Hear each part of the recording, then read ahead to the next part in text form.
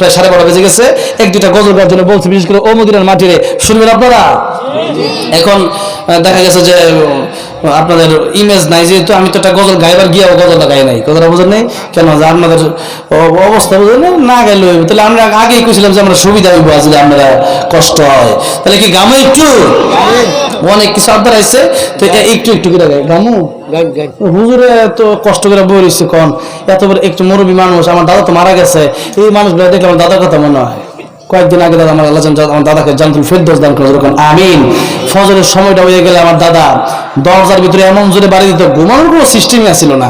ওই সময় মেজাজটা খারাপ হয়ে যেত গা, তখনও নামও লিখছিলাম, কইতাম যে কি শুরু করছে, এক একটা দমক দিত, আমার দাদার দমকে ভাই নাতিরাই মুইতে দিত, কথাটা বুঝছেন।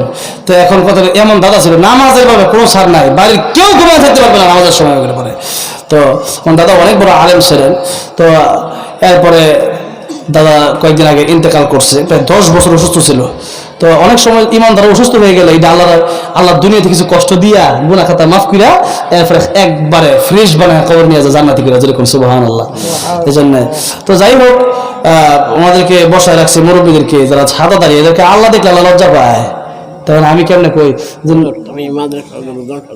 আজকে সভাপতি না, সভাপতি সাহেব ইদ্রিস আলী সাহেব না, ইদ্রিস আলী সাহেব, ইদ্রিস আলী সাহেব আজকের এই মাহফিলে মাদ্রাসার জন্য এত কষ্ট করছে, এত লম্বা সময় বসে রয়েছে, কারণ হ্যাঁ ও মাদ্রাসা সভাপতি সাহেব বাবা লিল্লাহি তাকবীর, 10,000 টাকা আমি সবার আগে থেকে রেডি করে এই জায়গায় আনছে, আল্লাহ কবুল করেন, জোরে বলেন আমিন। আয় আল্লাহ এই 10,000 টাকার বিনিময়ে আল্লাহ আপনি নেক হায়াত বাড়ায় দেন, জোরে বলেন আমিন। আল্লাহ কিয়ামতের কঠিন ময়দানে নবীর সাথে জান্নাতের মালিক বানান, জোরে বলেন আমিন। আল্লাহ আত্মীয় স্বজন যারা কবর চলে গেছে প্রত্যেকের কবর আল্লাহ জান্নাতের বাগান বানান, জোরে বলেন আমিন। আল্লাহ নবীর দিদার নসিব করে দিন, জোরে বলেন আমিন। আল্লাহ মনের নেক বাসনা পূরণ করে দিন, জোরে বলেন আমিন। আল্লাহ আলহামদুলিল্লাহ আগে থেকে যারা রিপিট আনছে, এরকম দানবীর যারা হবে কিয়ামতের ময়দানে, এই মসজিদ এই মাদ্রাসা আল নবী বলেন ইদা মাতাল ইনসানু ইনকাতা আনহু আমালহু, মানুষ যখন মরে যায় মানুষের 3টা আমল বাকি থাকে, একটা হলো সদকা জারিয়া, এই মাদ্রাসা যারা দান করে, মাদ্রাসার আজকে মনে করেন কালকে মাদ্রাসা বন্ধ হয়ে গেল, সমস্যা নাই, এখান থেকে যারা কোরআন সবক নিল একদিন হাফিজ হবে, হাফিজা হবে, আলেম হবে, আলেমা হবে, তাদের ছাত্র হবে, তাদের ছাত্র হবে, যত ছাত্র হবে, যত আমল হবে, যত মানুষ তাদের কথা শুনে আমল করবে, সবার সব উনি কবর বিষয় হবে। আল্লাহু আকবার। আমি 2 নম্বর মানুষকে ভালো ভালো কথা বলা, 3 নম্বর নেককার সন্তান দুনিয়াতে রাইখা যাওয়া, নেককার সন্তান ইদা মাতাল ইনসান ইনকাতা আনহু আমালহু, সব আমল বন্ধ হয়ে যায় কিন্তু 3টা আমল বাকি থাকে। এই 3টা আমল হলো, একটা সদকা জারিয়া, একটা হলো ভালো ভালো উত্তম কথা মানুষকে দাওয়াত দেওয়া, আর একটা হলো নেককার সন্তান রেখা যাওয়া। আল্লাহ কবুল করেন, জোরে বলেন আমিন।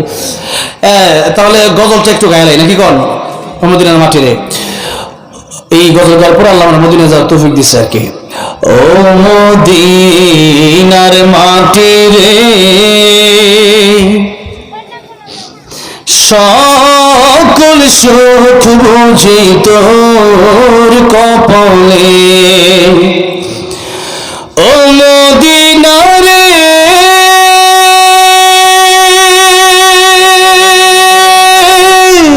তোর বুকে আমার নবী, যার লাগি পাগল সবই, যার লাগি মা তোর ত্রিভুবন, কাঁদি আমি সারাক্ষণে, কখন যাব সেখানে, সহে না আর পরাণে, ও মদিনার মাটি রে, সকল সুখ বুঝি তোর কপালে। আল্লাহ সবাইকে 12 মক্কা মদিনা যাওয়ার তৌফিক দান করে, জোরে বলেন আমিন।